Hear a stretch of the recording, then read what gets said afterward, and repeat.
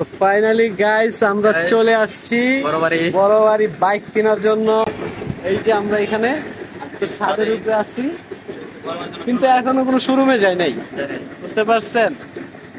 Showroom দেখতে আসছি, second hand bike কিনবো, নিউ না। বাজেট হচ্ছে 1,30,000 থেকে 1,50,000-এর মাঝে। 4B নিউ ভার্সন যেটা আছে বর্তমানে ওইটা। তো তারপরে বাড়িতে যাবো। এটা কিনে নিয়ে যাব, বুঝছেন?